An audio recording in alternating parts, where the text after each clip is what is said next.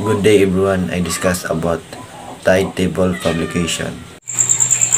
What is a tide table? Purpose: predict the daily high and low tides used by mariners, fishermen, port authorities, and coastal engineers.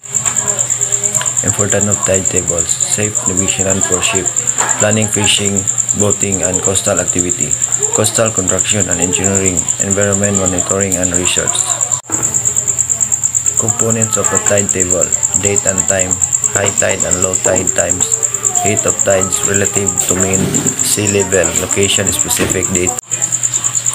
How the tides and table created: based on long-term observation at tide of station, analysis of gravitational effects, moon, sun, use of harmonic constituents, mathematics are predicted.